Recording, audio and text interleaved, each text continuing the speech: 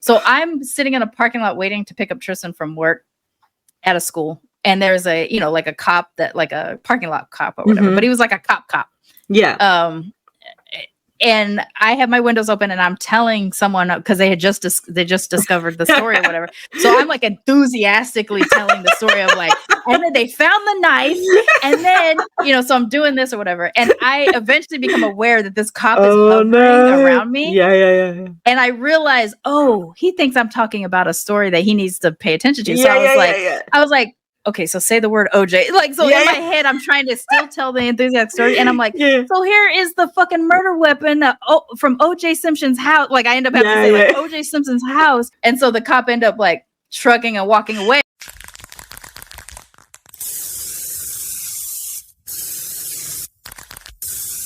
This is a Main Hustle Media podcast. Virtual Reality Studios. A new realm of creativity.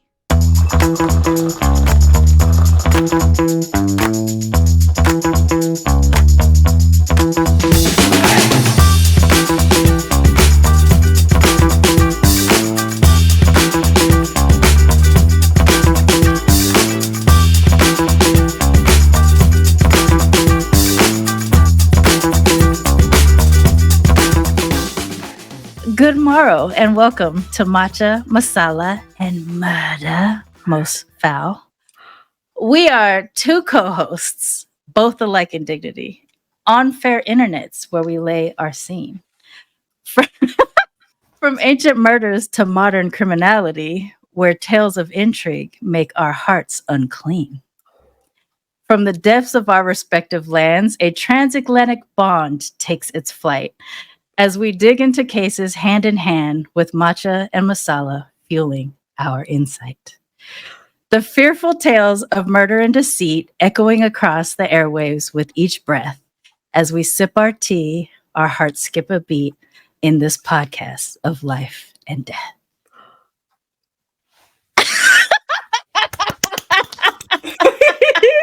I loved it. That felt so goofy. I loved it. Thank you. So good. For those of you who may not know why I did that silly little prologue, we are skipping. I mean, we've been doing days of specialty days, whatever. Yeah.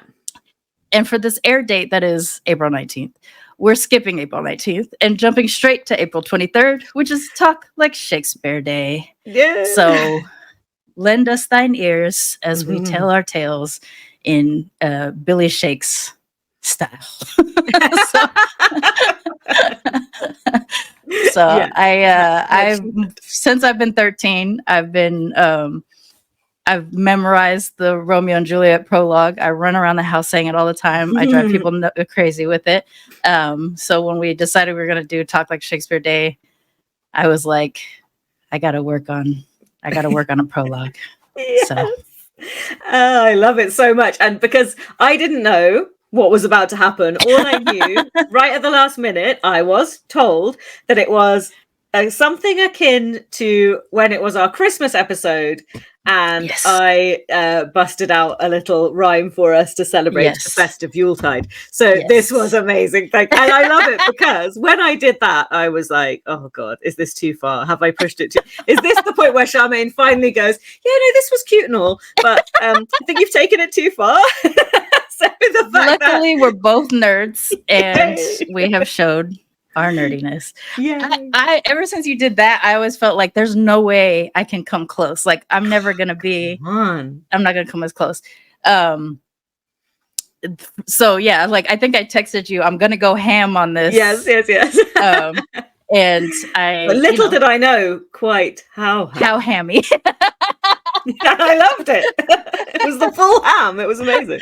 I really wanted to be able to like try to focus and only talk like all the way through today, but I know I can't. I know like my brain won't be able to do that. But at least I got the prologue in. Yay! So happy Talking Like Shakespeare Day. Or like I like to say, Billy Shakespeare. We had a friend who from school who would always say, Willow Shakespeare, and so I don't know why, it was just, that was one of our things that I always remember hearing, like Willow Shakespeare. But obviously, yes, as a as a thespian, we're in my wheelhouse, and yes, would that I could conduct this entire podcast in iambic pentameter and rhyming couplets, but I don't think, off the cuff anyway, I'm not sure I could pull that off. Give me 20 Certainly minutes not. and I'll Yeah.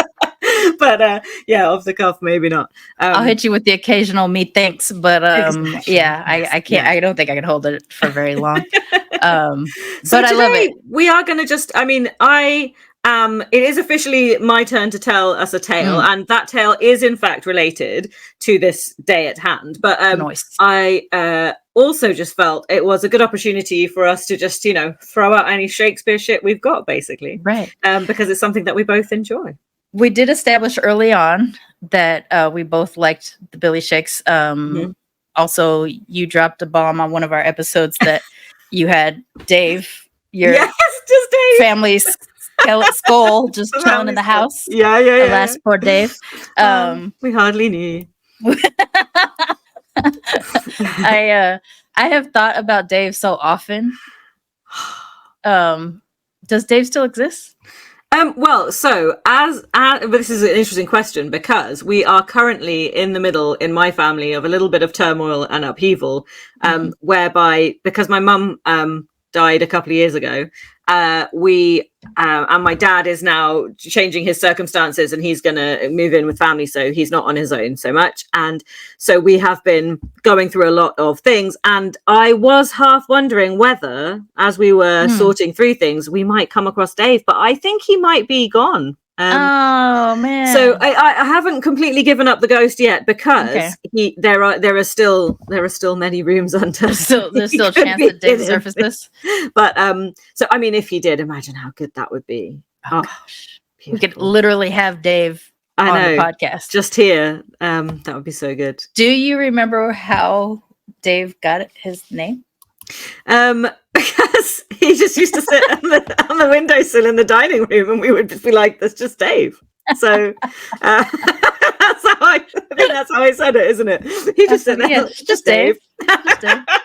Yeah, I have kind of stolen that vibe big time. So, because we had recorded so many episodes ahead of Tristan dying, I would walk around the house and just go, "It's just Dave," and because he had seen it, he had laughed. He's like, "You're obsessed with this random skull that's just I never even saw, just whatever." But yeah, the Billy Shakes thing started. I think, like all teenage femmes, I got into it because I think they start us off with Romeo and Juliet in seventh. Grade 7 or whatever, and so yeah, my obsession kind of started there, which is why I think it's the one I can quote the most. But Tristan always quoted 12th Night, so we both really like 12th Night. But his big thing was, "Dost thou think, because thou art virtuous, that there shall be no cake and ale?" And he would say it all, anytime there was an absence of something, or if I told him he's done too much, no, you ate enough of that, he'd hit me with hit me with that one. But yeah, I find that I will quote random Shakespeare or try to make something sound Shakespearean. Oh yeah, totally. If I can. Yeah. If I can. I think that yes, in the UK, they probably do start everybody off on Romeo and Juliet as well. And it seems to be getting younger and younger all the time. But also, I think I know there's only a few years between us, so we're also at a good age when the Leonardo DiCaprio Claire Danes one, when that one came out, that we were a good age to receive it. And I fucking love that movie still. I still love it. I watched it 2 months ago, or 2 or 3 months ago. Yeah.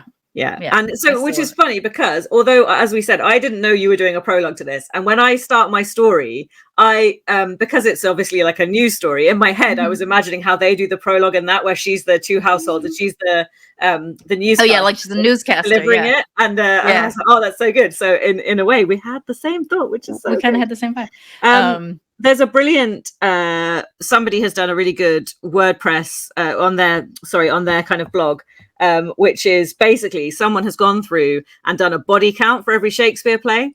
Who gets murdered, and I think like that is a great task to have dedicated themselves to, because I'm really glad they've done it and I didn't have to, but it's something. I am just looking at my other screen down here as I'm scrolling through it, because just off the top I can tell you that we're looking at 9 for Hamlet, and then if I scroll down, let's see who else. Julius Caesar's 5, King Lear's 9 as well. Macbeth is also 9.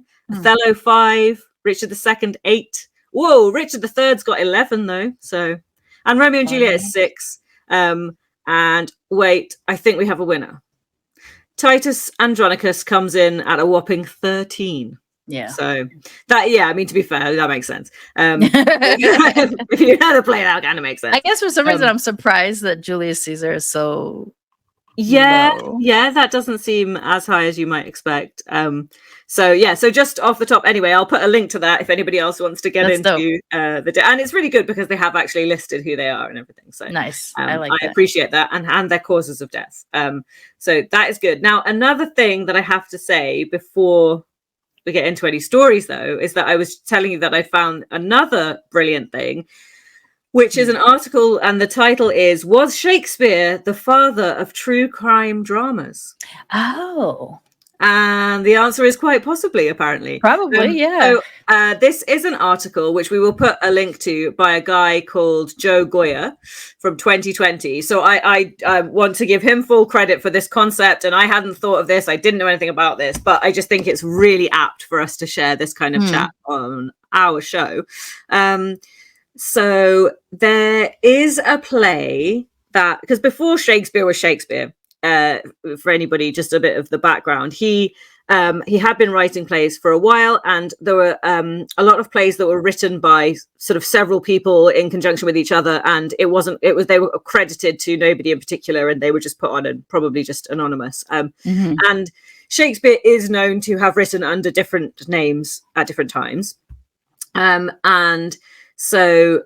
obviously there was a lot of rivalry with Marlowe, and there was all sorts of stuff about that and taking credit and stuff for different works. But there is a play which was not attributed originally to Shakespeare, which is now thought to have been by Shakespeare and a couple of other people, which was based on a true crime murder that had happened in the area. And this is so interesting because this article is brilliant because he's analysing how it seems unlikely that this would be written by Shakespeare, because in the Shakespeare plays that we do know, he doesn't really deal with kind of day-to-day mundane things,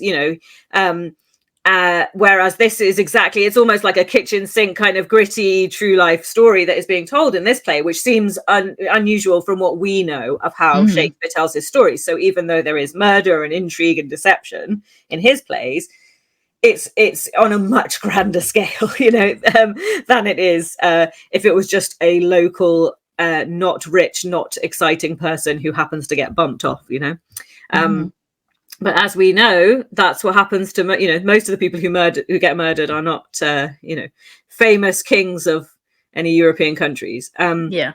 So this is a really good article that goes into the details of that play, and was that the inspiration, was the true life crime the inspiration of the story.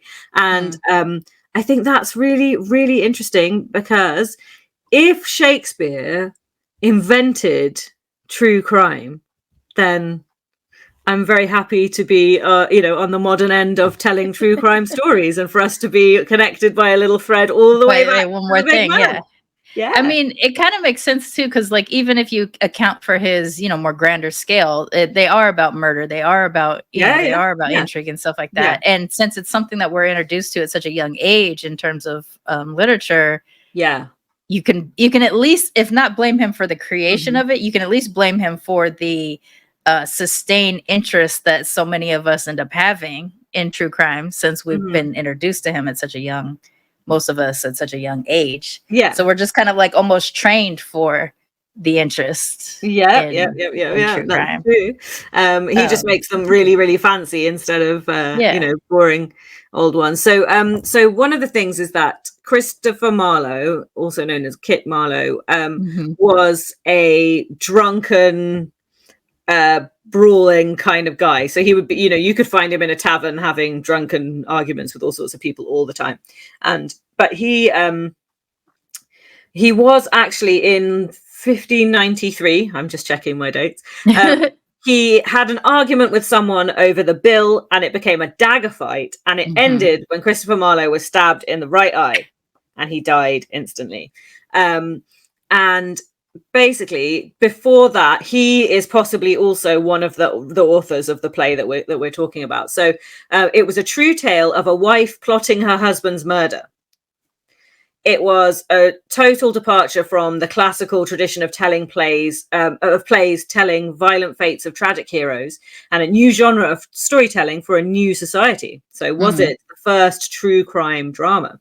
So in it, the widow exclaims in verse, I'm just giving you a little hint of this, we'll have him murdered as he walks in the streets. In London, many alehouse ruffians keep, which, as I hear, will murder men for gold. So basically, That's good. it's good, isn't it? So she's setting it up. So it's even better because it's, planned by the woman. And so, we're used to these modern, true crime stories that we're telling about, even though we do go quite far back in our tellings. So maybe we are connected to all of Shakespeare's early tales, because we've been into 1500s. Yeah, but even if we've gone back to 1500s, I think, it wasn't like it was like the story carried on through this. It's just like we're kind of digging in the crates to try to find these old stories. Whereas I think, maybe Shakespeare found us a way to make the stories, I don't want to say palatable, because that's not the word I'm looking for, but like more intriguing, I guess. Because any garden I can't believe I'm about to say this. Like any garden variety murder could just be like whatever. When you tell it in the floral way that he can tell a story, you get far more interested in it. Also, audiences, and especially if you're writing for kings and queens as well, people want to be transported to more exciting places. They don't want to hear about tales about their kind. They want to see big, exciting worlds. So anyway, so I'll link to this article of this guy, and he's written a couple of things about perhaps Shakespeare being the OG when it comes to true crime storytelling. It makes sense. So it could be. It's pretty interesting. There you go. So there's this one TikTok, and I didn't think about it until while we were sitting here talking just now. So if I can find it before, I'll share it, or before I post this, I'll share it. But it was basically saying that Shakespeare would sound more accurate today if we use today's modern American South accent. Oh yes, yeah. Versus because there's a belief with linguists that the Southern American accent is actually more closer to the Old English accent. Yeah, isn't it specifically and I know we talked about this area before, that I might mispronounce the name of the Appalachian. Is it Appalachian? So Appalachian is correct. So a lot of people say Appalachian. That's not correct. It's Appalachian. Okay, cool. Which is where my mother's white side of the family's ancestry is through Appalachia, and so they were kind of a mix of English, Scottish, and Irish and German, whatever, immigrants or whatever. And they came over in the 1711. So that's how far back I know that the white side of my family that came to America came here in 1711.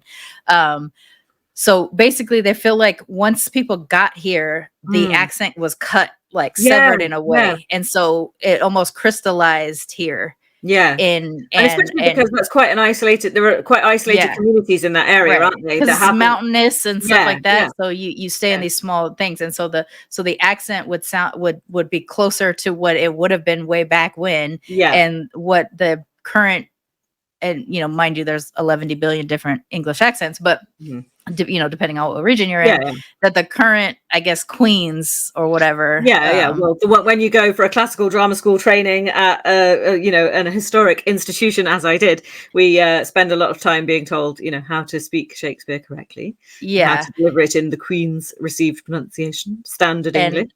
And so it would be funny to think like if we had a time machine, we'd go back and everybody would actually say, exactly. Wherefore art thou, Romeo? Like it would be a whole it'd be a whole thing. But yeah, so I forgot about it until just now. But if I find it, I'll post it because what it did was spur a whole bunch of stitches where people were doing like different sections of different plays in that accent. And this is so good because like with Shakespeare as a whole general topic, like I could wax lyrical and go off on all sorts of tangents about him, but this is fun just focusing on for our purposes in this show, and just talking about it from this point of view is an interesting side of it that I hadn't got super into, especially this fact that perhaps he was in fact the inventor of the genre. So we could have a whole Billy Shakes season then, if that's the case. Hey, we could. That's true. I did consider. In fact, I was thinking if I'm going to tell a murder story, right, that's related to Shakespeare, I was considering, and I'm telling you this now, which means that I'm not going to do it in future. Shall I attempt to tell the story of a character from one of his plays who gets murdered, but tell it as though it's a real story with that, and see if anybody can realize that we're actually just telling the story from one of the plays.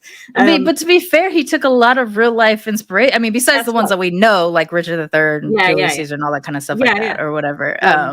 But I was like, if I just straight up just start off this story and say, oh, it was just this guy, in Italy, and he was going around this place, and and then we'll see if anybody's like, hang on a minute.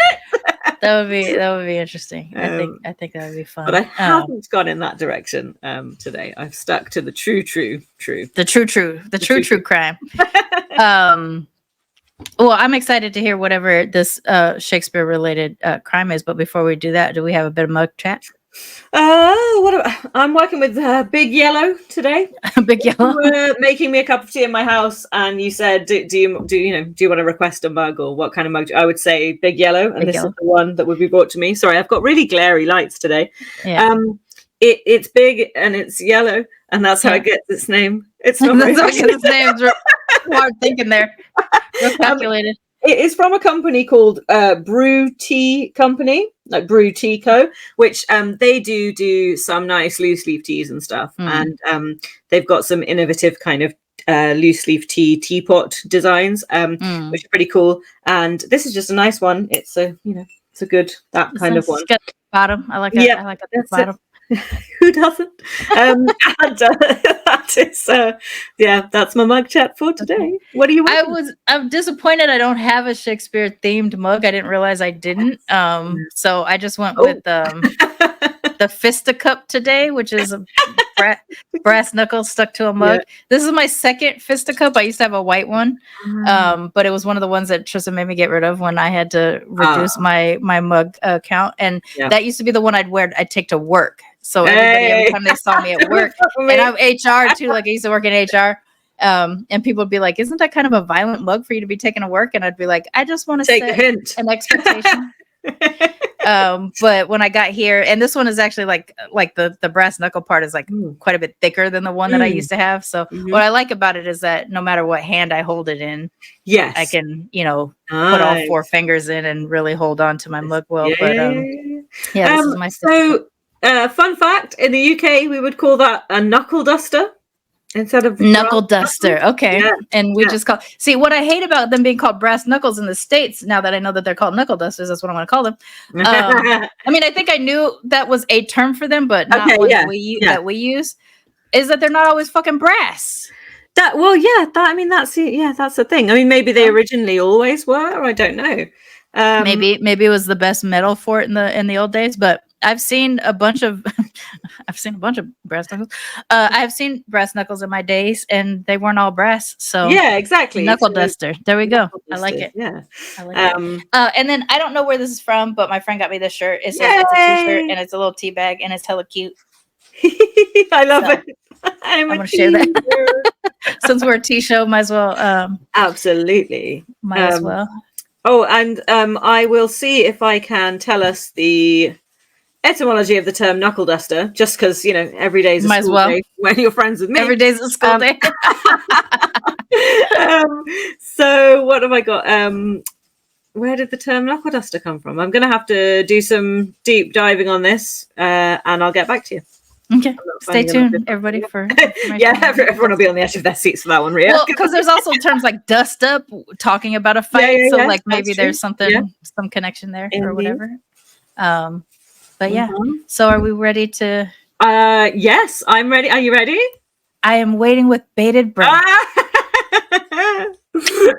Thanks. For those of you who don't know that is a Shakespeare reference. They're all Shakespeare quotes, and they're all Shakespeare words, and like the number of words that he just straight up invented. Yeah, he just made all kinds That's of another fucking thing words. I might do on the, because this is not the longest murder case that we've ever talked about. So what I might do this week over on the Buy Me a Coffee page, which if you would like to visit us there and buy us a coffee, then don't forget to visit buymeacoffee.com/Matcha Masala and Murder, where you can get our newsletter written versions of the shows and some bonus extra things from time to time. So I might actually include a nice little condensed list of words that Shakespeare has given us in the English language. Smart. I like it. So without further ado,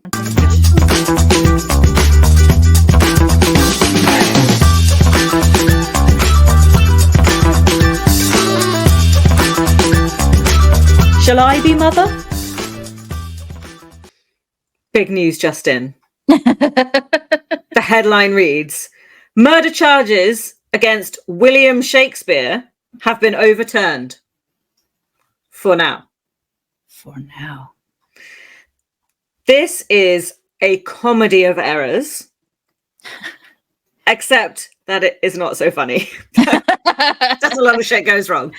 And it's also not so funny in early 2000s Boston area, where gun violence saw 2 men lose their lives in this case and left one 4-year-old boy without a father.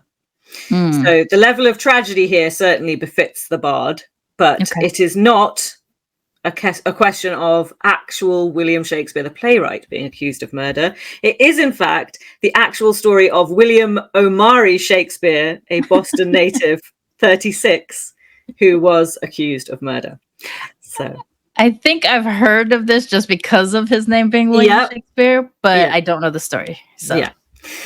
So allow me to tell you the tale. Yes, William Shakespeare didn't commit murder. I mean, maybe he did. I actually don't know that with any certainty. So mayhaps he doth commit thine murder.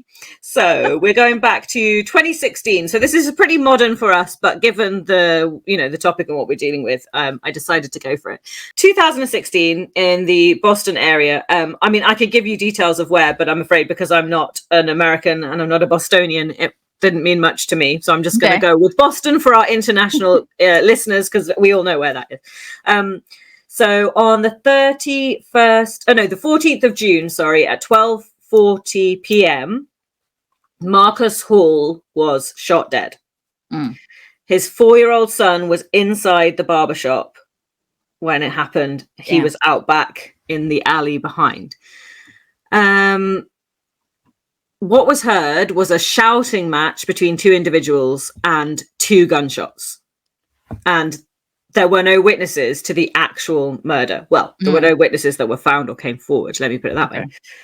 A grand jury was convened, and but although he was convicted of the murder, William Shakespeare was convicted of the murder, it was reviewed by the state's high court, and it was overturned, and he would have to face a second trial for reasons which I'll now get into. So basically, the barbershop was frequented by locals, a community kind of thriving place where loads of people were regulars. People would just go and hang out. So there was always a lot of people in and out in this particular barbershop. It was always very busy. And William Shakespeare was a regular client and just, person who hung out there. There was surveillance footage at the front of the shop, and there was surveillance footage at the back from other people's businesses, but not from the barbershop itself. So any video footage that was found was really blurry and like helpful, but not super helpful. So William Shakespeare claims that he did not kill or shoot or have the gun at all. He did not kill Marcus Hall, but he knows who did, and it was this other guy. And the story kind of just gets really, really murky because he says that Mark Edwards, who was a known drug dealer in the area and had several different nicknames, so it was a bit confusing because when they kind of canvass for witnesses and talk to different people, obviously, number one, people didn't want to tell the police anything. And number two, he had so many different names, the police couldn't always work out if they were talking about the same person, which is handy, obviously. I'm sure there are many ways to evade police police questioning. So there's a back and forth really of what actually happened on the day. So just to give you a little rundown from a news article of literally how it went down on the day, because it was 12:30 when the argument happened and it was 12:40 when the shooting happened. So just before noon on June 14th, 2016, Mr. Hall and his 4-year-old son arrive at the barbershop. They want to get a haircut for the kid. And so Shakespeare, who was a regular, had been there earlier in the morning, according to everybody's reports. Everybody was agreed that very early in the morning he had got there and he was just still there hanging out. Shakespeare and Hall immediately began chatting, but it was kind of stern. They didn't seem to be laughing or having a good time. It was serious business. Then Marcus Hall said he'd been trying to get hold of Shakespeare on the phone, which I think is funny because calling Shakespeare on the phone just seemed funny to me at the time. So after a few minutes, Marcus Hall left the shop from the rear door and Shakespeare followed him. And the other barbers who were working that day said they actually had to close the door because the argument was so loud in the back street that they were having that they shut the door to prevent the little kid from hearing it, and also the clients because they just didn't want to hear it. So after a few minutes, Marcus Hall enters the shop again and seemed preoccupied, which was an odd way to describe somebody, I thought. If he was just walking back into the shop, I just thought that stuck out. And if he just had a fight, he might be stewing on the fucking fight, right? Yeah, exactly. So they seem to have given a lot of weight to this, but I thought that just seemed a bit odd. But so he came back in, he stays there, he goes out, he comes back in, he goes on his cell phone for a while, and the other barbers described this as unusual behavior. Okay. Again, I'm not sure. It seems kind of reasonable. Whatever they've argued about, he's in and out, back and forth, calling someone to tell them. I don't know. Yeah. Anyway, then at 12:13, he walks to the back of the store, looks out of the back door, and then walks through the store and exits through the front door. So that's what happened. And then a guy whose actual name, as opposed to one of his many nicknames, is Mark Edwards, entered the back door of the shop.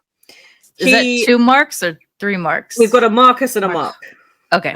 Yeah. And so he came in the back door of the shop and he was looking to see where Hall, so I'll give them all their surnames because it'll be easier. So he was looking to see where Hall was, and then he got on his cell phone and went out the back of the shop. Now, Edwards wasn't a regular client, so there is a suggestion that there may have been previous beef and he wasn't really supposed to be around there. So then at 12:20, Shakespeare comes back into the shop via the back door, at which point Hall quickly gets off his phone and exits the back shop towards where Shakespeare is. And one of the barbers heard Shakespeare say, "Let me talk to you," in quite an angry, like he was saying to Hall, "Let me talk to you. We got to have words." Within 5 seconds of them leaving the back door, according to the very grainy footage, Hall appears to lunge forward and they heard a loud bang and Hall fell against the door, and he appeared to be scared before he then went back outside and was basically shot at that point. So there's some kind of struggle. One of them lunges forward. He sort of stumbles back into the store, but he hasn't been, he's just been hit. Then he goes again, and then there's gunshots. So there was a question of how many gunshots, because some of the barbers who were working said they heard way more, like multiple, but there were only 2 found on the body, and there were no other weapons recovered or anything. So that is basically the at the time, one of the barbers scooped up the little boy and took him completely in the opposite direction, out of the store to the store next door, to protect him, obviously, because he didn't know what was going on. And they called the police, and they went out back. They found him.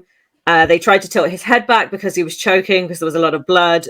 He died before the ambulance reached him.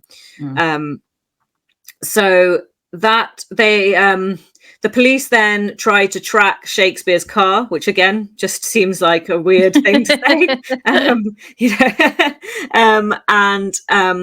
They eventually tracked him down, and there had been a wanted poster created for Shakespeare. I see, this is the thing. I shouldn't be laughing, because obviously, this is a sad story, but at the same time, the images that it conjured in my mind of these like completely anachronistic things of, Shakespeare on a cell phone. So sorry about that. Sorry to the people, because it's modern and we don't usually do that. So I do feel it's not great. So when the trial happened, Shakespeare's lawyers said they pinned it on Edwards, basically. They said, it wasn't our guy. This is who it was. Let's look at the evidence of what happened with him. He was seen on the grainy CCTV holding a black thing that they say could very well have been a gun. On the CCTV that is seen, Shakespeare isn't holding anything. There's, you can tell from it that he's not at the time, he's not holding a gun. And the other guy kind of is. They say that when the police did question Edwards, they got his phone because they wanted to know who he was talking to when he was in the barbershop. And he said he couldn't remember. And when they got the phone and they looked through it, loads of data had been deleted off his phone. And he said, hey, no, it's because I'm a drug dealer, but I only deal weed. So but so he'd had to delete lots of information because he was a drug dealer, but he only copped up to dealing in weed. And they said, what is your phone number? And he didn't know his own phone number. Suspicious. Seemed suspicious. He deleted loads of stuff off his phone, like contacts, messages and such. He didn't know who it was that he was on the phone to at the time when he was in the barbershop that day. A unnamed person claims they saw Edwards, disposing of a bloody T-shirt later that afternoon, although the T-shirt was never found. And there basically are a few things surrounding the Edwards character that could make him, implicated in the murder, but he gave statements willingly and, and was called to question, but he was then later shot dead. And so he couldn't be cross-examined because interesting. They only had his statements and he couldn't, tell any more of his truths about what did or did not happen. First of all, I would just like to state that a drug dealer that doesn't have a burner. Yeah, right. Like, you should be constantly dropping those burners and getting new burners so that you don't have to delete data off of your actual phone. You would think. I mean, I worked in the film industry and I had a burner just because I wanted to keep my film stuff separate from my regular stuff. And that was not illegal. I was just trying to keep things separate. But if you're a drug dealer and you don't have a burner, I don't respect you. No, I mean,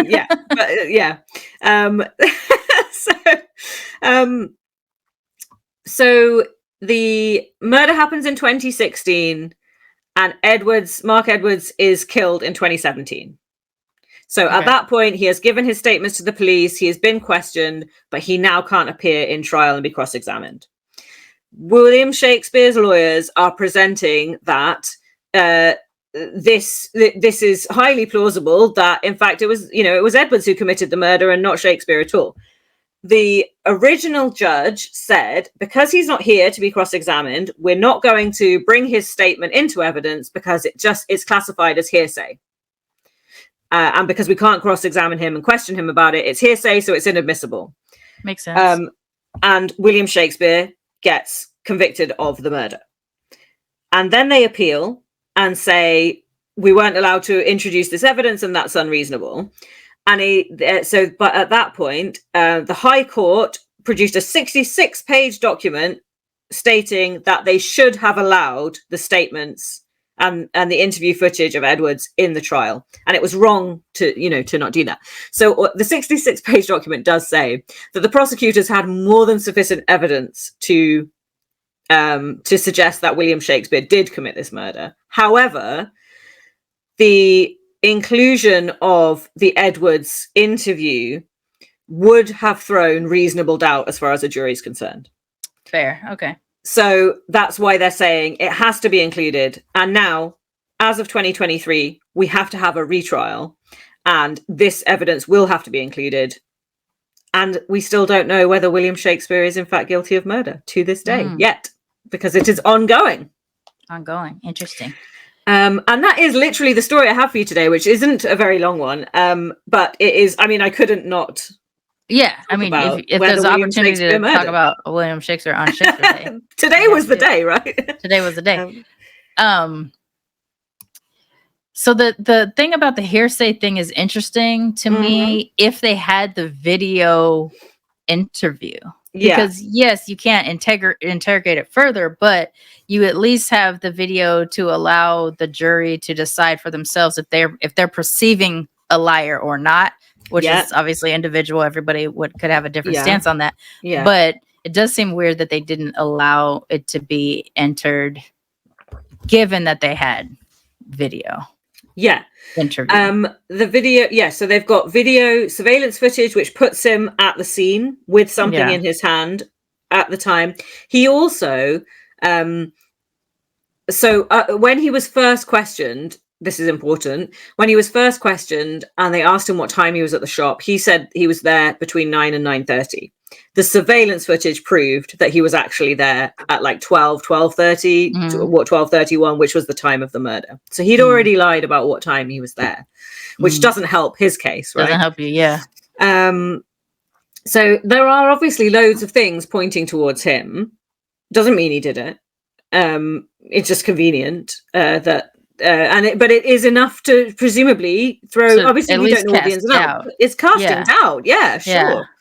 Yeah. Because you're right, because they've got the surveillance footage, they've got the lie, they've got the stuff about the phone. They know he's a drug dealer. That doesn't mean you're a murderer, obviously. Sure. And they also have the fact that they can see those interviews. Yeah, in which you could, like you say, you could really get into what you think you're seeing and your judgment of that person. So the first initial conflict is Hall and Shakespeare. Yes. Was there anything that listed like Edwards and Shakespeare being buddies and therefore like he would have called him? So the only thing I know is that Edwards was not friendly in terms of this barbershop. Okay. Shakespeare was a regular here and he was like the guy. And Marcus Hall is also, who was killed, is a regular, and so they're in that area. And the outsider here is Edwards. And so I don't know. Obviously, we don't know the phone trail and all the because I'm wondering traced all the calls.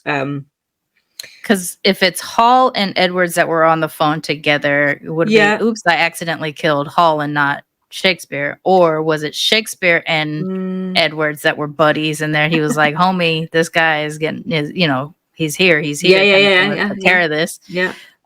Or it's just some, random beef that just happened to coincide after a fight. Exactly. Or an argument. Exactly. So two things about this which are slightly funny, but maybe we shouldn't laugh at them, is that someone claimed that the surveillance footage showed Edwards holding a black object that was either a gun or a milk bottle. And I was those two things are not similar. What are First you of all, talking milk about? bottle, and also why would Yeah. it be black? Yeah. It would be more. It make more So sense. I was to be like, don't you have cartons in America? Like we have Yeah. bottles here, but I I'm mean, pretty sure. sometimes we have bottles, but they're not black. Yeah.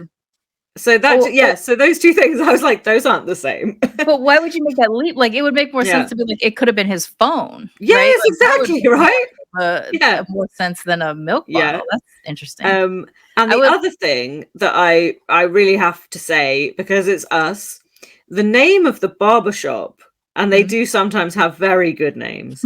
The name was Hair It Is. Yes. Who doesn't love a puntastic barbershop name? A cut above, you know, all Cut of these. above, Maine. Yeah. Curl up and die. That's a great one. Yeah. Oh, curl up and die. So when I lived, I lived just south of Boston in a town called Bridgewater. Okay. Which is a college town. There's a university there. But we had a curl up and die. Yeah, they're great. Everyone should have one.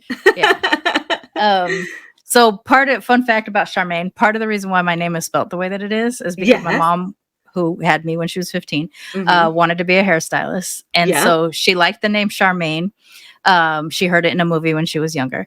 Okay. She had a friend help her through her pregnancy whose name was Susan. Thank goodness I wasn't named Susan, but the S from Susan is how I get the S in my name. But the Mane is because my mom wanted to be a hairstylist, not M-A-I-N or M-A-I-N-E, the different ways that you can spell it. So I get my S from Susan, who helped my mom when she was pregnant.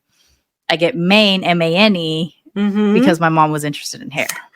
Yeah. Okay. Love it. And had she ever owned her own salon versus just like renting stations at places, she was going to call her hair salon Sharmane's, and it was just going to be like her salon, but my name. Okay. Because of the M-A-N-E. Yeah. Okay. Love it. It's a thing. It's a fun fact. Very good. I would really like to know what the beef was about. I know. So the only other more details that I can fill in, that he was shot in the head and the chest. So I mean, those are pretty good areas if you're shooting. I mean, if you're gonna double tap, those are the places to double tap. Yeah. That seems very execution-y also too. Like for regular like neighborhood beef, a headshot and a chest shot is very specific. Like and like, you know, because of the sort of the scene is like a back alley, you know, but you know, the back of one row of shops and the back of the other shop, you know, so they're both got their back, you know, come out into with the dumpsters and everything. So I'm guessing it's pretty close quarters, you know, they're not super far apart from each other either, especially because all he did was lunge and he fell back into the shop, you know, originally. So he's knocked back in through the door. So they're in like a fairly tight area. So that's interesting. It does, you know, the surveillance did not capture the actual what was going on between Shakespeare and Hall, but it did show Edwards holding the black object. And so was he like standing further out of the alley so that he was getting picked up by possibly? I think it's to do with the angle, because it's quite narrow, and then the camera was you know, so it might not even get something just on one side because it was higher up coming down. So I think I mean, and look, whether they knew the angle of that and were able to place themselves out of it, I have no idea whether it was just complete luck or, you know. So Shakespeare, though, he did flee the scene, he did flee Boston and was picked up in New York City, and it took about 7 months before they got to him. So, so that was a pretty long, you know, and like I said, his face was on wanted posters. So, you know, wanted for murder, William Shakespeare. Yeah. He was sentenced to life in prison at the original, you know, so we, more on this. So right now he's out though. Yeah. He's been released. Yeah. Okay. Yeah. So we're waiting for the next. That's interesting. So even pending trial, like it's interesting that he was released because, like, I mean, the American justice system is so funky, but you know, there's some people that get released pending new trial, and there's some people who, because it's murder, they can't be released, but they're just sitting there and holding, and they're not convicted. They're just sitting there and holding. It's like remanded. Yeah. Yeah. So like Rikers Island, which is in New York, is on one of those places where a lot of people just sit. And so like Khalif Browder, who's like this a very famous abusive situation in which he was wrongly picked up put in Rikers and just held there for 3 years without a trial. See, And this then is the thing. Yeah.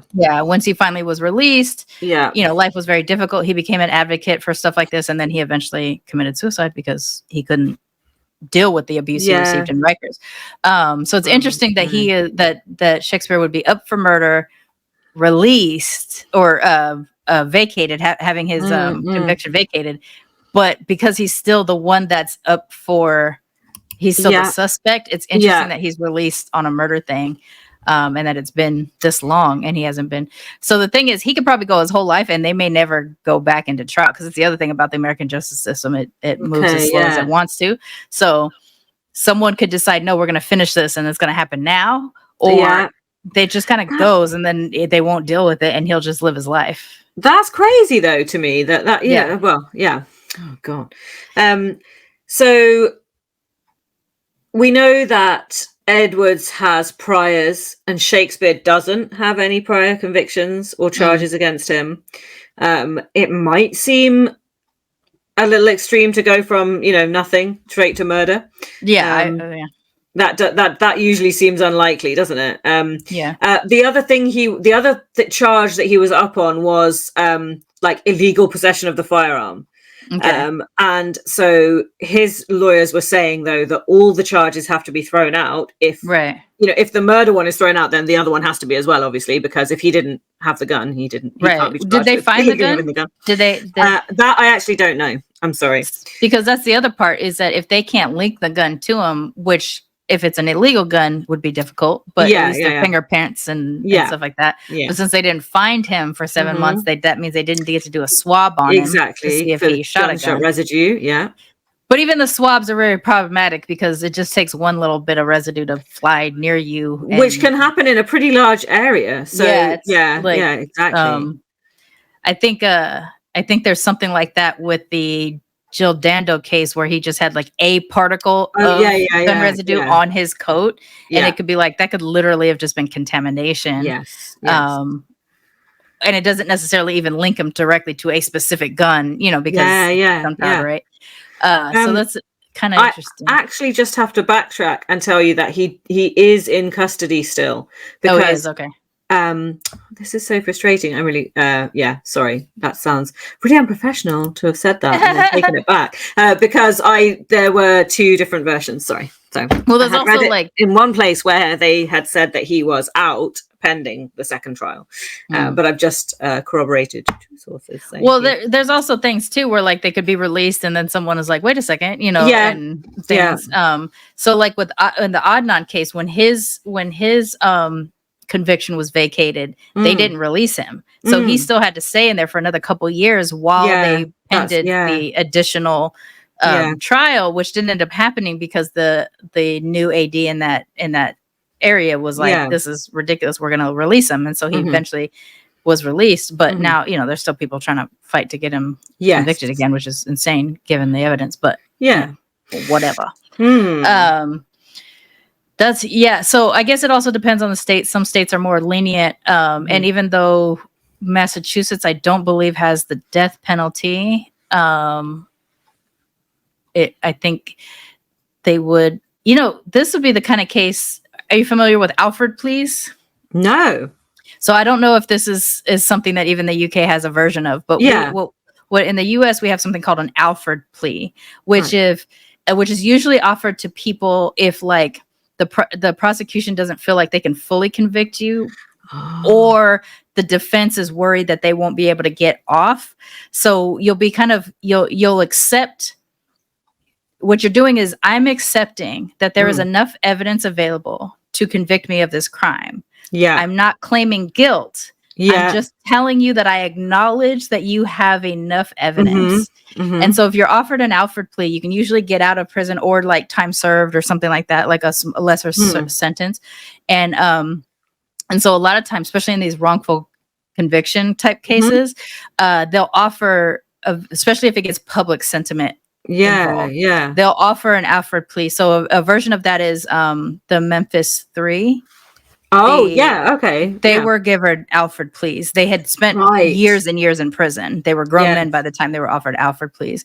And so in their cases, the ones who accepted it, I think all I think at least 2 of them accepted, and maybe all 3. I don't actually have it on the top of my head. So they were able to say, we understand or we acknowledge that you had enough evidence to convict us, though we're not accepting guilt of this crime. And then they were released. And the problem with that is that you can never be considered innocent, and it closes the case. So even if you can't get exonerated, even if the other murderer ends up surfacing or something like that, what's done is done. Adnan was offered an Alfred plea, but he maintains his innocence. So he's like, I'm not going to accept it. I'd rather stay in prison for the rest of my life than to admit I did something I didn't do. In this case, William Shakespeare, it seems like the type of thing that they would offer him an Alfred plea. Yes. If because one, even if you let Shakespeare go, you can't convict the other guy because he's dead. Yeah, exactly. So you can't close the case really. It ends up being an open case. So, but they could offer that to him, and he could do time served and then be released and live his life. Yeah. If they don't feel like they have enough, because it seems like even though there's evidence, it is interesting because in the document from the High Court, they have said there is clearly enough evidence to suggest that you did do it, but there is also significant evidence to throw doubt on that and put it in the hands of this guy. So maybe that's where he's going with that wording. That's interesting. Yeah. So that would be the perfect example of when you want to offer an Alfred plea, because you to close the case, you want to close the case. Yeah. If you can't necessarily convict the dead guy, the guy who died time later, then, and you're not 100% sure it was necessarily Shakespeare, maybe you offer him an Alfred, he accepts that there is evidence, but that he's not going to accept guilt, and then he goes on and lives his life. And the thing is, like, what he could still take is the charge for, fleeing, which I imagine they've added to his docket in some way, shape, or form.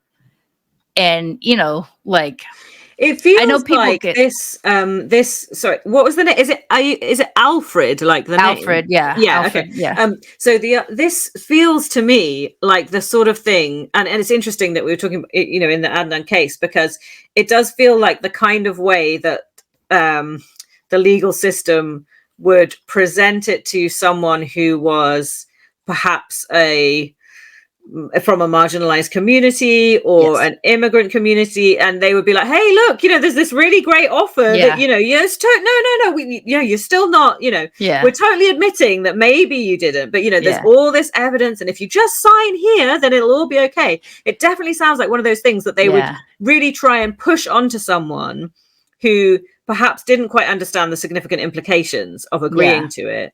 Because you're still going to have to deal with the problems with finding jobs, you still have to list it as a conviction on your records and stuff like that.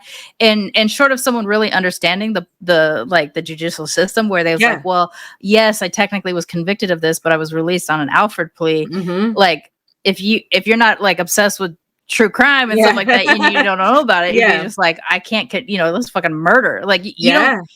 I don't know that you get Alfred pleas for anything less significant than murder. Okay, yeah. But maybe they have to offer it for everything. I don't know. But like, I've only ever heard of it in like very severe murder cases and stuff like that. But this definitely feels like a really shady way that would probably mostly be presented. It's a loophole. Yeah. Yeah. It allows for a conviction to exist without existing, and quotes kind of a thing. And it's usually probably going to affect a desperate person who because a lot of, and this is actually something else that came up in the Adnan case when he was offered the Alfred plea, is that people in the prison that people that he's become friends with or something, like, you're so stupid for not taking the Alfred plea. He's like, they would tell him, do anything you can to get out, even accept guilt. And for Adnan, he's like, I cannot accept the guilt. I'm not going to do that. And he's like, because in his mind, he hopes that you can still convict whoever did this, right? That's the thing, isn't it? Because once you do that, you shut the door, and no one else can ever be charged for that crime then. And even if video evidence surfaces and you see the entire murder happen, you have an Alfred plea on this guy already, so this dude is just free. What? And it's like it's the broken part. It's one of the broken parts of the judicial system that we have. It's like literally you can tell this guy but because someone else was convicted of it in a form. But this would be a case would be interesting because I don't think you have a satisfactory resolution, and not that they care. What they care about is any resolution. Yes. Yeah. But like if you're sitting here and going, I want to feel confident that I did the right thing. Yeah. And offering him Shakespeare Alfred plea would make sense because you can't convict the person that is the other suspect. Yeah. Because he's dead. I don't know that we have any like these after the fact post-mortem convictions. I don't know. Yeah. I've never heard of anything like that, so I don't know if that exists. But this would be a good case for that kind of a situation. So we will have to see how this one plays out. Yeah, that's interesting. We'll have to keep up on it. The end of the tale for now. Yeah. This is one of our shorter things. So just while we're here, O.J. Simpson died. I was just about to say that to you. I was just in my head. I was just going, hang on, we haven't talked about We it. hadn't talked about it. Like, this is definitely pre-chat, but might as well be post-chat. I'll do it now. Yes. So the case that literally sparked my interest in the legal system. Yeah. Because I was a good age for it. I was 17, 18 when it happened. Yeah.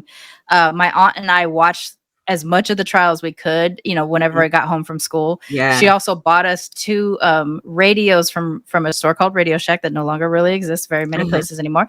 That would tune into the American television programs. We definitely have it. You could tune into a TV frequency on the radio. So she bought one for her so she could have it when she worked at her job, and I had one when I went to school. And so, we just have the headphones in and we would listen to it throughout the day. And then at home, at night we'd watch Clark TV. I had notebooks, like I was writing notes about this and stuff like that. And I would really kind of be curious about like watching it from start to finish now with all the new all the information that I have and stuff.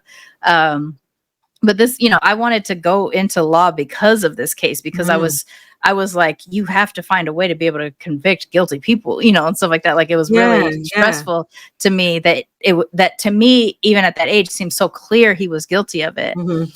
All this experience of being interested in true crime and all this stuff years later. Now, while I do think he's guilty. Yeah. I'll go on record to say that as well. 100%. I have never once been confused about thinking this man is guilty. Yeah. What I will say now that I couldn't say back then because I didn't have enough knowledge is that technically the jury did the right thing. They didn't convict him because there was reasonable doubt. And the reason why there was reasonable doubt is because the stupid ass Furman planting evidence to ensure a conviction on a person that was guilty. So because that's what cast the doubt. Fair doubt to be cast. So technically, as angry as I have been for so many years at this jury for releasing this very obviously guilty man, technically they followed the instructions they were received. So I mean, this is I mean, the fact that obviously from this side of the world, although it was major and it was major news and it was worldwide, like I do know that it wasn't at the time like as gripping of the whole entire nation here as it was in the States, and even to a degree because he had been a football star and had been a Hollywood star, again, being a football star isn't quite, that doesn't have the same doesn't affect you guys as much. So we, I mean, sure, we've all seen the Naked Gun movies, so sure, we know him from those. But the fact that he was this kind of a super successful, sportsman, Hollywood actor, attractive, rich black man who was, who had reached these heady sort of heights. It's definitely been an interesting watching how he was treated, even though he was like the most successful version a person like him could become in a country like America, right? But then how he was treated in the media and the Time magazine cover that was the famous. Time magazine thing, and definitely, especially now looking back, the case. Now we're older as well. There's so many layers to it, and presumably you watched the I've watched all anything I can get my hands on. Yeah. Okay. Because like the other part too is, I'm from LA, so even though I wasn't living in LA at the time, like the chase, I know the highway that the chase was on, stuff like that. So even like as an adult now driving down that highway, I'm just like, and he was here, like you just know he was here doing this shit or whatever. Well, especially I guess for me as a Californian, it was a big deal because it happened in my state because I'm from the area and everything like that. I used to have to drive past Nicole's house a lot because I didn't live too far away. And I think I said this on a previous thing is that the new owners of the condo like reconfigured the entry so that it blocked off so that looky-loos couldn't see from that angle, which I think was the smartest thing, especially if you're just trying to live your life, you happen to buy a murder house. Yeah. I think this is when we were also talking about planting fake evidence, like it and how, like the glove being too small and all of that kind of thing. How if you were going to commit a murder, people say that one of the things you can do in order to get away with it is just to flood everything with just really weird random seeming pieces of evidence that's seemingly unconnected, just to bog the police team down in having to go through each of these items which seem to not have anything to do with the crime. It seems like a smart thing if you want to throw things off, because like putting it into a perspective of what we expect when someone gets murdered, right? Is that what are the cops going to do? They're first going to look at the current partners or the ex-partners. So naturally OJ should have expected he would be looked at.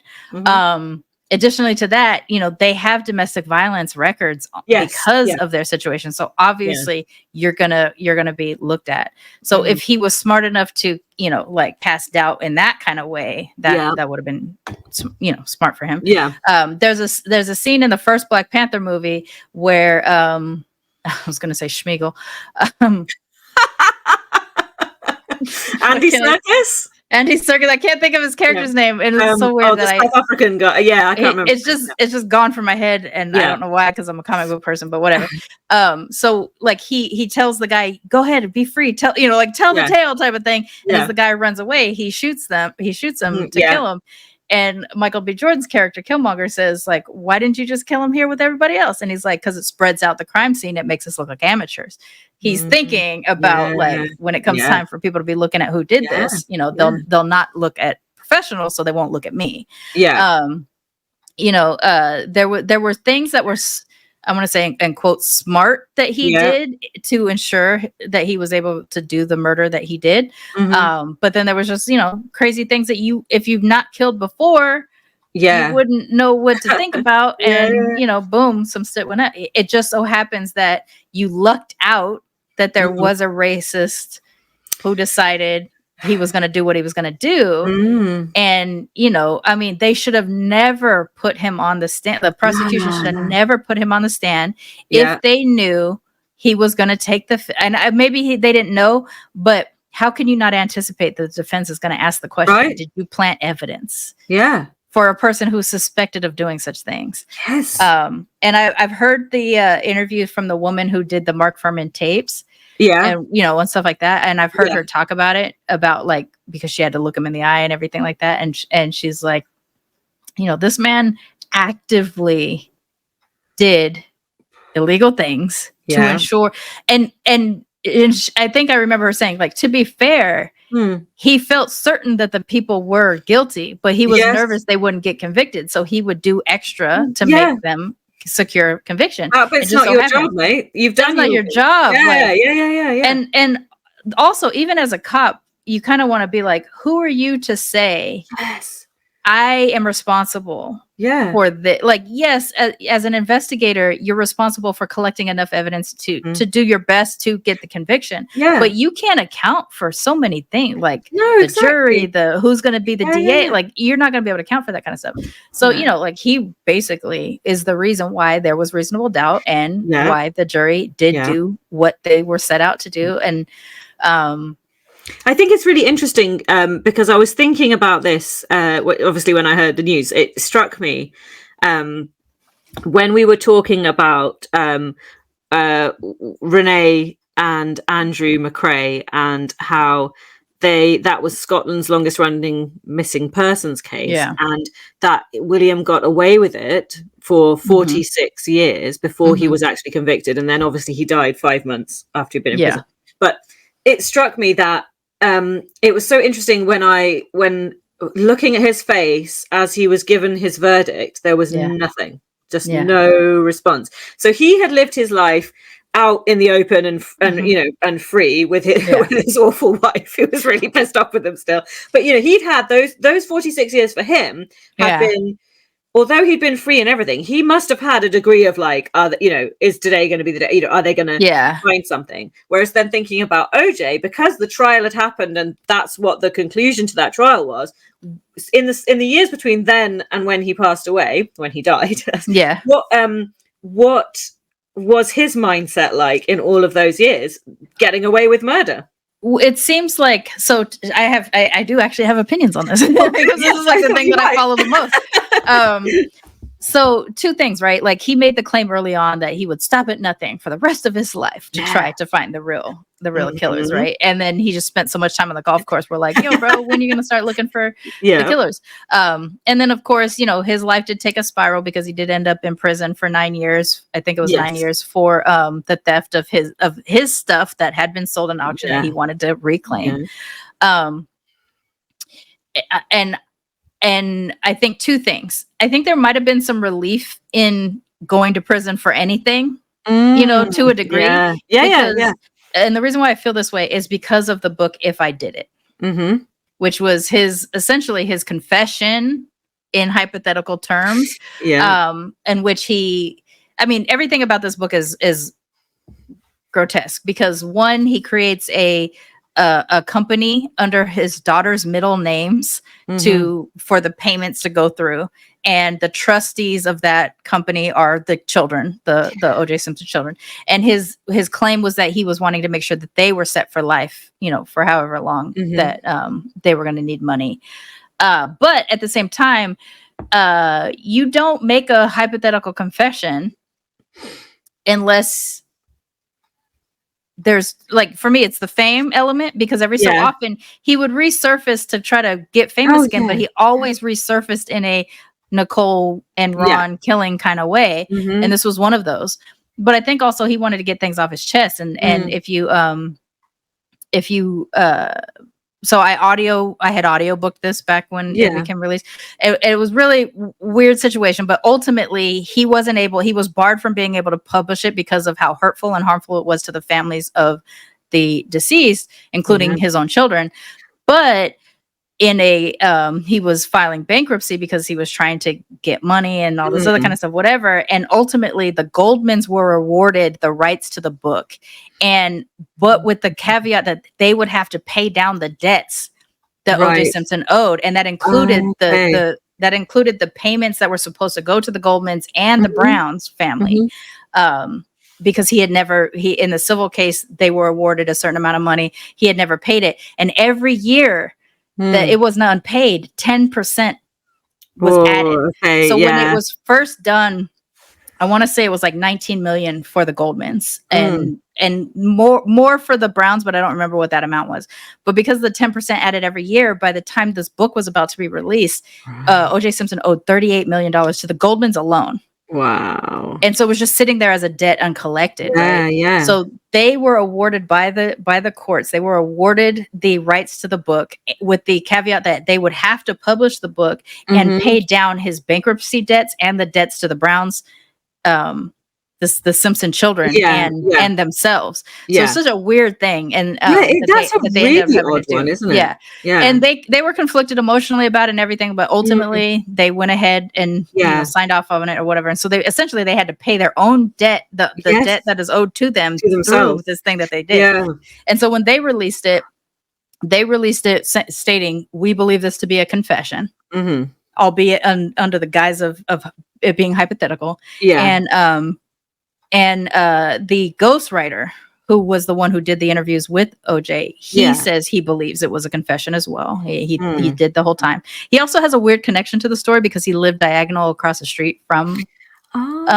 He was the person who told the police about the dog barking. Oh, okay. Yeah, of course. Yeah. He just so happens to be a writer This and is a journalist. good. And You've got all of this right in the front yeah, of like your mind. This is this brilliant. is my case. Like this is the one I know the most This is about, my I think, Roman of Empire. anything. And like this is like years old knowledge that is just like pulling out of my head because It's so good. because I remember it. And so when he says when he was interviewing, when he was sitting in that room with OJ, OJ would talk about anything but the murder day. He didn't want to get to that. And he stalled him. He disappeared. He did all this stuff. And when they finally got down to telling the story, he starts out by saying, you know, if I did do this, I couldn't have done it by myself. And so the writer guy goes, okay, so who was with you? And he goes, well, I didn't kill him, so no one was with me. And he's like, okay, so hypothetically, who would have been the other guy? And he's like, no, I don't know. And he goes, so the writer says, let's call him Charlie. And he's like, all right, so Charlie. So then OJ proceeds to confess through the guise of there's this other guy there. It's OJ and a guy named Charlie, you know. And so, but he places most of the blame on Charlie. Like Charlie turned, Charlie this, Charlie that, whatever. Blah, blah. But he has such details that like he eventually asks the guy to remove, but this is what convinces the guy he's like, I thought he was guilty in the beginning, but this is what absolutely convinces me that he was. One thing he says that they basically were on a standoff between Charlie, Ron Goldman, OJ, and then Nicole comes out of the door to see what's going on. And the Akita happily trods up to Ron. Oh, yeah. And so later he tells him remove it because that Akita did that to everyone. Right. But it was so specific. He didn't say he came up to me in the beginning. He said he walked right up to Ron, which made him feel like he knew Ron, which is what set him off. Okay. So this is what he says in his original interviews. This is what set me off.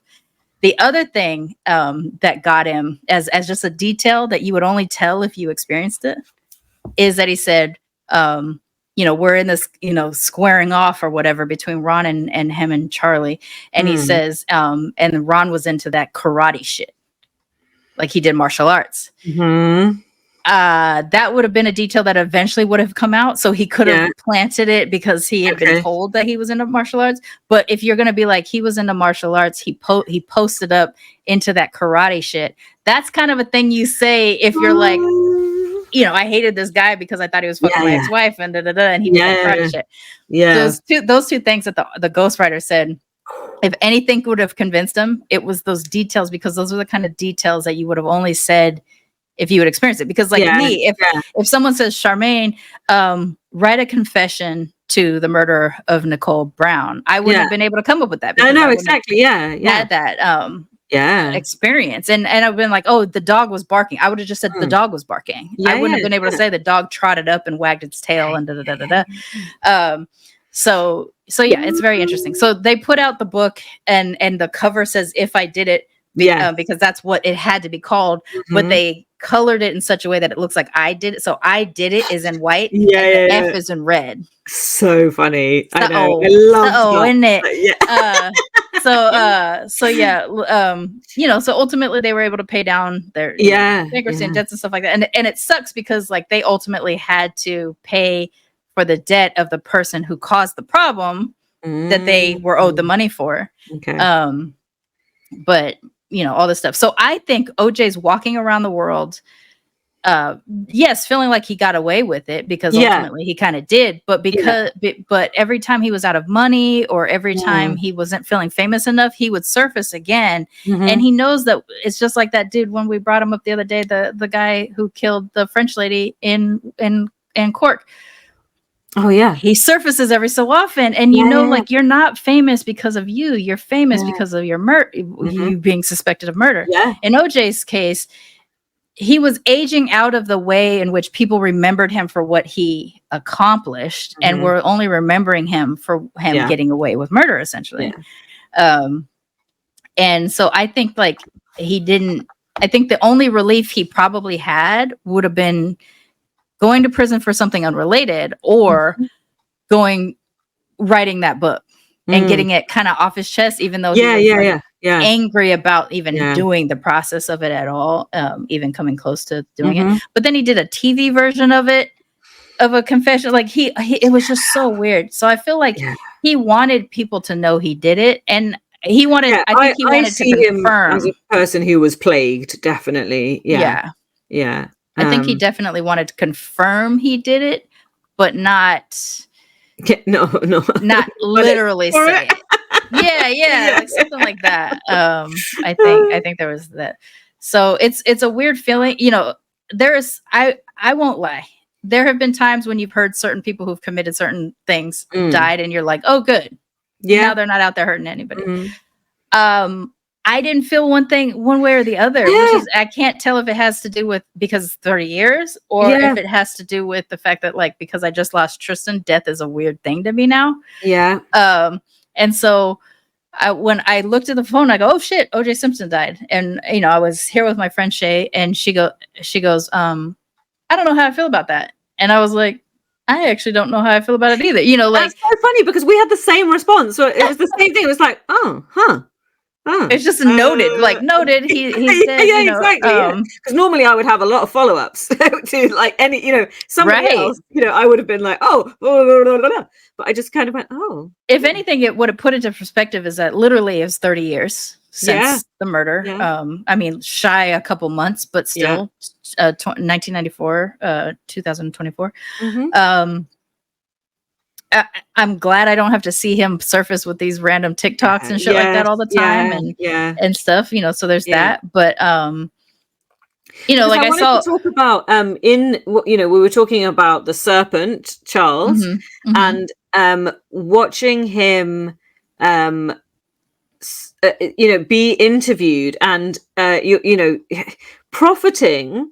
Yeah. And being paid to write a book, sell your story, expose in a newspaper, go on TV, profiting from the crimes you know, people think you committed, but you say you didn't, is a really interesting. It's a really, I mean, I just don't know.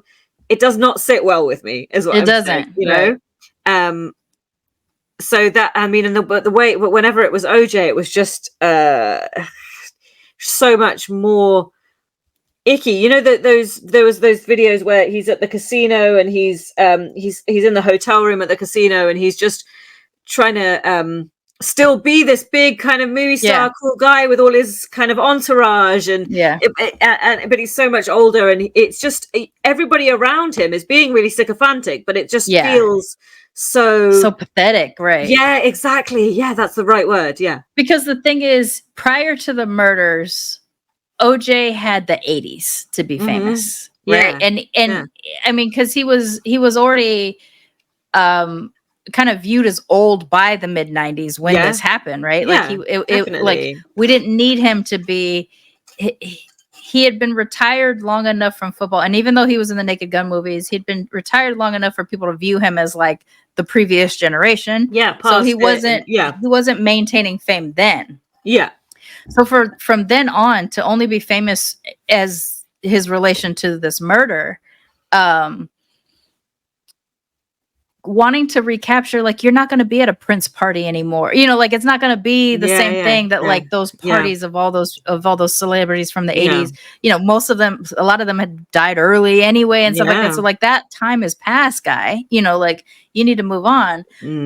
It's a weird kind of patheticness that I see in people that are trying to hold on to that, especially if you have an entourage who's paid to be there. Yeah, like that's a weird vibe, right? Like, really, you know, weird. Like that's a very strange thing. Like if I were famous and I was making a lot of money, I would want to hire my friends in a way of like being able to help sustain their life. Yeah. But I also wouldn't hire my actual friends for the really crucial positions. Yeah, because I would want to make sure those jobs got done and like the friendship thing wasn't. Yeah, there's no conflict of like having to tell someone, do your job, please. But like, you know, like I remember like Muhammad Ali had hired his brother to be his driver. Fine. My brother gets to travel with me all the time. He's a driver. But what I'm not going to do is hire my brother to be my accountant or my, you know, my like handler or anything like that or whatever.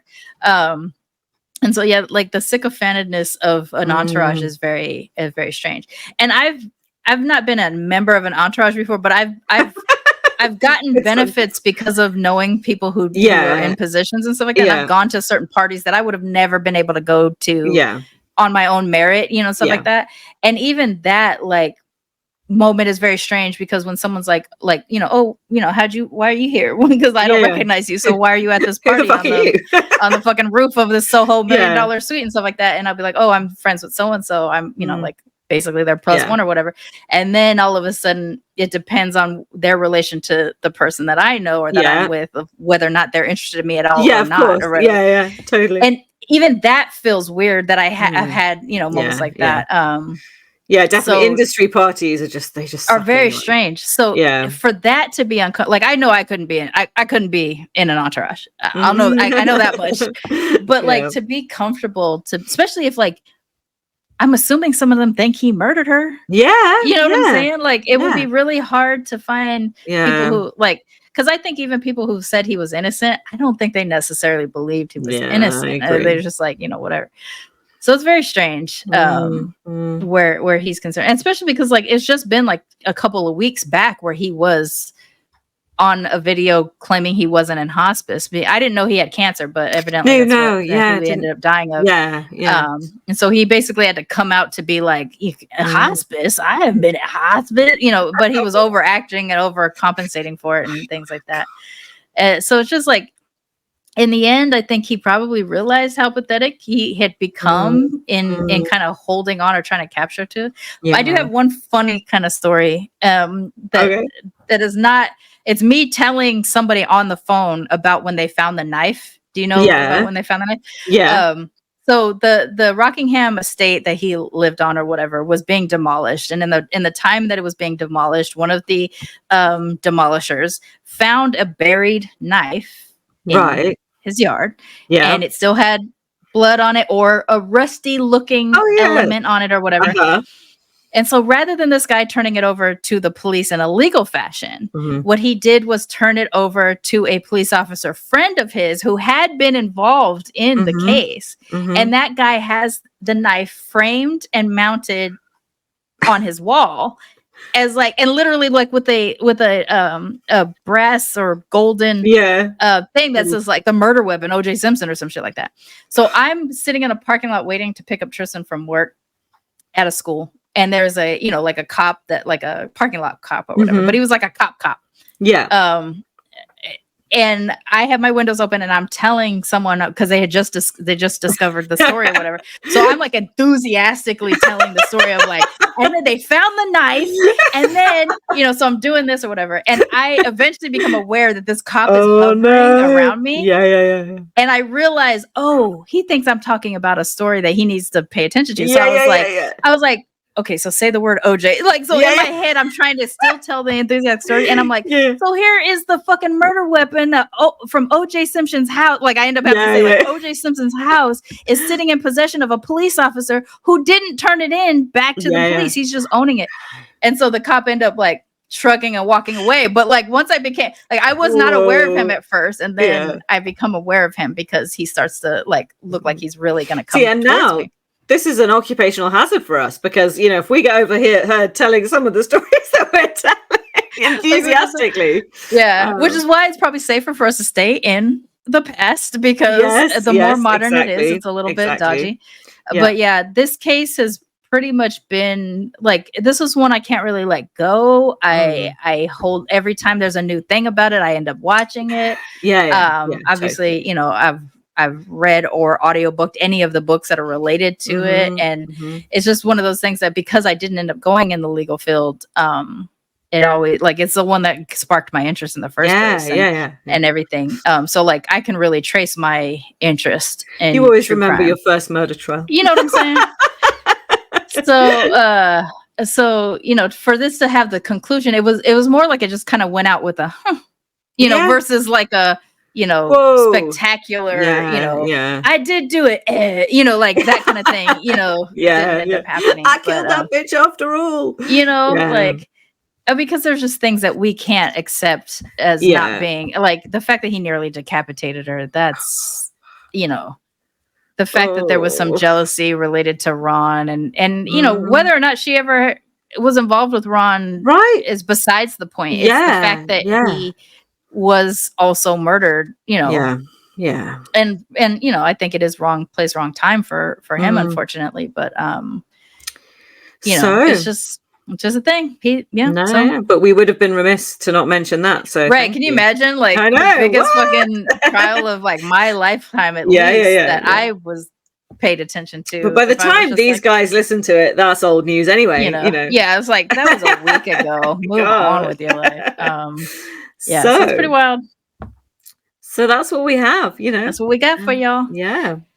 Don't forget to follow us on the social medias, Instagram, TikTok, and or YouTube, I guess, at Matcha Masala and Murder. And then also head on over to buymeacoffee.com/Matcha Masala and Murder so that you can get additional details and photos and all that other kind of stuff of the crimes that we talk about. Yay. Yeah. We'll see you next week, guys. 3 more until the end of the season. So, yeah. And then we're no longer restricted by the specialty day. Yes, there will be far less seamless crowbarring. Yes. Yes. Well, I have enjoyed that. It is good, and I am enjoying it, and I love that we just sort of fell into it, and then it just made sense for us to keep rolling with it. So it's good. It made research interesting. If we hadn't skipped over the 19th for Shakespeare Day, we could have used Canada's National Cat Lady Day. I know, which yeah. I am about that life, obviously. Yes, absolutely. I mean, now I am down to 2, but I did have 4 recently, so 2 still makes you a cat lady. Yeah, still a cat lady. But yeah, so Shakespeare Day. I'm on deck next time. Up next, I'm still deciding which day to focus on. So we'll see. All right. We will see. See you next time, everybody. See you next time, y'all. Bye for now. Matcha Masala is produced and hosted by Sharmane Fury and Rhia Mayapur. This is a Main Hustle Media production in association with Virtual Reality Studios. All stories are researched to the best of our ability with information freely available to the public. This podcast is intended for entertainment purposes, and due to the nature of true life crimes, some information remains inaccessible and new information can come to light after recording.